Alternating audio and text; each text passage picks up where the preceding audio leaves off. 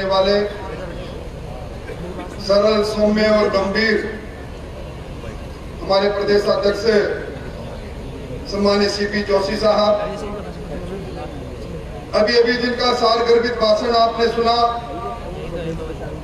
हिंदुस्तान की पंचायत में इस सीकर जिले का प्रतिनिधित्व करने वाले प्रादेशिक सम्मानीय संवेदानंद जी, मंच पर विराजे किसानों के नेता हरिराम जी, यहाँ के सर्वनाथ मान्य नेता प्रेम सिंह जी, भाई अभिनेश जी, भाई मुकेश जी, श्रवण जी, मंच पर विराजे हमारे सभी मोर्चों के प्रदेश अध्यक्ष जी, सभी प्रमुख नेतागण और आज लक्ष्मणगढ़ की धरा पर मेरे सामने विराजे भारतीय जनता पार्टी के हरावल दस्ते मोर्चों के आमंत्रण पर आए हुए सभी प्रमुख कार्यकर्ता बंधुओं और मित्रों, मैं कोई लंबी बात कहने नहीं खड़ा हुआ, पर मैं जब भी अपने कर्म क्षेत्र में जाता हूं, इस लक्ष्मणगढ़ के से मुझे गुजरना पड़ता है।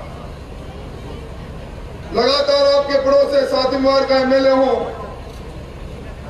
स्वाभाविक जीवन में हूं, कुछ चेहरे पढ़ने भी जानता हूं। बदलाव की आंधी जब आती है, सीपी साहब उसकी आहट को भी पहचानता हूं। और आज जो मेरे सामने लोग बैठे हैं, उनके चेहरे पढ़कर मैं कह सकता हूं, इस लक्ष्मणगढ़ में इस बार नया इतिहास निश्चित तौर पर यहाँ के लोग लिखते हैं।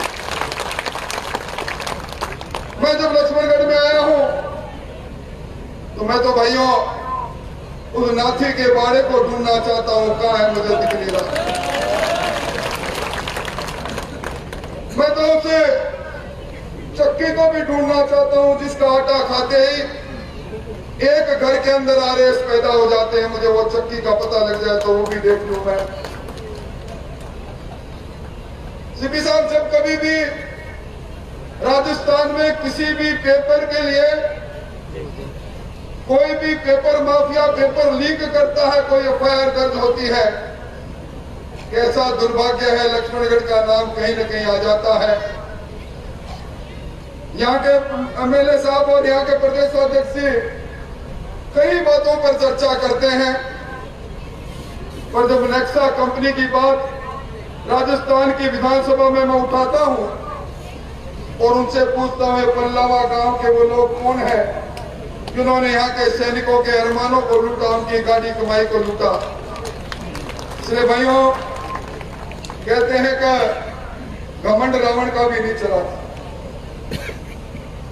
जब विभीषण उनके पास गए थे और उनको कहा था, आप ज्ञानी हो, सोने की लंका के मालिक हो, भगवान शंकर के कृपा आप पर है, पर अनीति का रास्ता, घमंड का रास्ता, अहंकार का रास्ता छोड़ दो।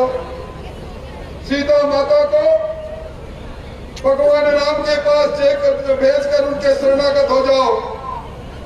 घमंडी रावण विभीषण को लात मारकर कहता है, मेरी ताकत को नहीं पहचानते। और उसके बाद हमने सब जानते हैं कि रावण को भी मरना पड़ा था। ये घमंडी अहंकार, ये लोकतंत्र की परिभाषा नहीं। और मैं तो इस अवसर पर एक ही बात कहूंगा, आपने दोनों शासन को देखा। एक शासन नरेंद्र मोदी जी का शासन, दुनिया के सबसे लोकप्रिय नेता का शासन, हमारे आराध्य देव भगवान राम का मंदिर बनता है, और दूसरे शासन में हम सब जो लोग सालासर जाते हैं, सालासर के मुख्य द्वार पर हमारा राम दरबार को तोड़ा जाता है। एक शासन को देखा, काशी विश्वनाथ को एक कॉरिडोर के रूप में धार्मिक मानने वाले लोगों के लिए उनके स्वरूप का प्रकटीकरण होता है।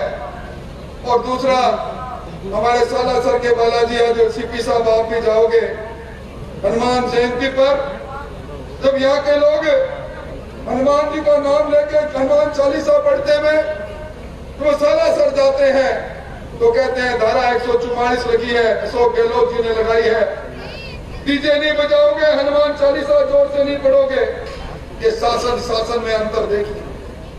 एक शासन वो है बिना मांगे, बिना खड़क, बिना ताल राजस्थान के किसानों के खाते में अब तक 76 लाख किसानों के खाते में 16,600 करोड़ रुपए भेजता है मोदी जी का वो कमाल। दुनिया के सबसे लोकप्रिय नेता किसान के सम्मान में निधि भेजते हैं। और दूसरा शासन वो जो आपके दरबार में आकर कहता है एक बार शासन दे दो, मौका दे दो, आपका पूरा कर्जा माफ हो जाएगा। और जब विधानसभा में हम सवाल लगाते हैं तो कहता है ये बात सही है कि फसली ऋण नहीं चुकाने के कारण से 19,000 किसानों की जमीन 1, 2, 3 करके नीलाम हो गई और 1,14,000 किसानों के खाते एनपीए हो गए।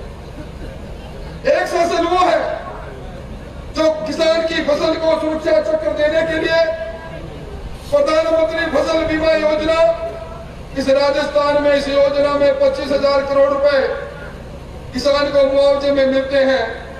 और दूसरा शासन वो है जो राजस्व नहीं भेजता, प्रीमियम में अपना हिस्सा नहीं भेजता और खरीफ 2021 के किसान जगह जगह धरने पर बैठते हैं। ये लूट और झूठ की सरकार।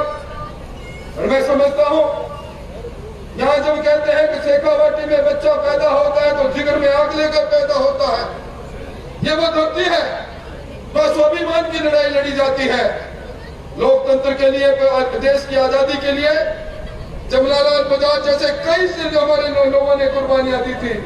और यहाँ लोकतंत्र को हम घुटते तब देखते हैं जब हमारे पास बहुमत होते हुए भी रात के अंधेरे में हमारे एक पंचायत समिति के सदस्य को निलंबित किया जाता है। धन्यवाद देना चाहूंगा हमारी जिलाध्यक्ष को, घेर कर बैठती है उसको, और सत्ता के अहंकार के अंदर लोकतंत्र का गला घोट दिया जाता है। क्या ये सारी बातें हमें मंजूर है? आज इन्हें महंगाई राहत की याद आई है। इनको कभी नहीं दिखा कि तुमने 4.5 वर्ष तक बिजली की जो कटौती की, बिजली में फ्यूल चार्ज के नाम पर 60 पैसे प्रति यूनिट लिए, आज कहते हैं मैं बिजली को मुफ्त देंगे। यहां आप लोग बैठे हैं, सीपी साहब इस शेखावाटी के अंदर शाम को 7 बजते हैं, अंधेरी नगरी हो जाती है, राजा चौपट तो है ही, और उसके बाद ये दम भरते हैं कि हम बिजली के में रियायतें देने जा रहे हैं। भाइयों, इस सरकार के चेहरे पर झूठ के अलावा कुछ नहीं है। ये नकाब खींचने का वक्त आ गया। और मैं समझता हूं जहां आरपीएससी जैसी संवैधानिक संस्था के अंदर मुख्यमंत्री जी नामजद करते हैं, ये आदिवासी बाबूलाल कटारा सर्वश्रेष्ठ व्यक्ति है, इसको नामजद करो। और वो बाबूलाल कटारा सब इंस्पेक्टर की परीक्षा के कन्वीनर बनते हैं, जिसका रिजल्ट परसों आया है। वो पकड़े जाते हैं, जेल में जाते हैं, और उन्होंने जो इंस्पेक्टर बनाने के कारखाने में भ्रष्टाचार किया, उनके तारे लगाने का काम ये सरकार करती है। हमारे नौजवानों के अरमानों को लूटने वाली ये सरकार, किसानों को धोखा देने वाली ये सरकार। और मैं मेरी बात को समाप्त करूं, यहाँ किसान, यहाँ हमारे जो पूर्व सैनिकों ने 1 रैंक 1 पेंशन की बात कही, यहाँ सर्वाधिक वो लोग हैं जो देश की सरहदों पर अपनी जान को देते हैं। और इसलिए यहाँ सैनिकों का बड़ा सम्मान भी है, पूर्व सैनिक भी बहुत है। पर पुलवामा की वो वीरांगनाएं जिन्होंने देश पर अपने पतियों को कुर्बान किया, जब सरकार को कहती है कि आपने पैकेज देने की बात कही, नौकरी देने की बात की आश्रितों को, आपने जमीन देने की बात की, मकान देने की बात कही, आपके मंत्रियों ने, आपके कांग्रेस के प्रदेशाध्यक्ष जी ने बड़े बड़े टीवी में इंटरव्यू दिए। आज 9 महीने बाद हम सरकार से पूछने आए हमारी वो पैकेज का क्या होगा, और जब कोई सुनवाई नहीं होती, डॉक्टर किरोड़लाल मीणा के साथ वो राज्यपाल के पास जाती है, चोटी पकड़कर घसीटा जाता है, वीरांगनाओं को पीटा जाता है। लानती सरकार, ये वही सरकार है जो विधानसभा में हम सवाल खड़ा करते हैं। महिलाओं के दुष्कर्म में राजस्थान एनसीआरबी में पहले नंबर पर तीसरी बार क्यों है मुख्यमंत्री जी? ये मीरा का देश है, ये बन्नाधाय का देश प्रदेश है, ये पद्मिनी के चोर का प्रदेश है। तो कहते हैं हमारे संसदीय कार्य मंत्री, गृह मंत्री के रूप में राठौड़ साहब विराजो आप, मैं बोल रहा था, मैंने सोचा मैंने विधानसभा में कोई आंकड़ा गलत रख दिया होगा। खड़े होकर कहते हैं राजस्थान में बलात्कार इसलिए होते हैं मर्दों का प्रदेश है, लानत है ऐसे मंत्री। इसलिए भाइयों, यहाँ चारों ओर लूट मची है, झूठ और प्रपंच पर जहां अपनी चुनावी वैतरणी को पार करने के लिए मुख्यमंत्री जी अब स्मार्ट टेलीफोन देने की बात करते हैं, अन्नपूर्णा के किट देने की बात करते हैं। ये ऐतिहासिक जमीन है और मैं समझता हूं तो दिनेश जोशी जी के मन में दर्द है। दिनेश जी, इस बार सिंहासन खाली करो कि जनता आती है, इन लोगों के चेहरे पर कर मैं कह सकता हूं, मेरा बड़ा अनुभव है, यहां से गुजरता रहा हूं, आपके चेहरे पर दर्द भी देखता हूं। मुझे वो समय भी याद आता है जब आप कहते हो मत की पेटी से हमने हराया पर पंचायत समिति पर दूसरे दरवाजे से सत्ता के लोगों ने कब्जा कर लिया। अब वोट की चोट से इनको नष्ट नबूद करने का समय आ गया। इसलिए आप सब लोग खड़े हो जाओ और खड़े होकर इस सरकार को नष्ट नबूद करो और सबका काम, सबका विश्वास, सबका प्रयास और सबका विकास की बात कहने वाले, जिनको दुनिया ने माना, अमेरिका की कंपनी ने, मॉर्निंग कंसर्न ने माना, तो दुनिया के सबसे दमदार और लोकप्रिय नेता है तो नरेंद्र मोदी है। नरेंद्र मोदी जी के हाथ मजबूत करने के लिए, डबल इंजन की सरकार बनाने के लिए हमें कोशिश करनी चाहिए। बहुत बहुत धन्यवाद।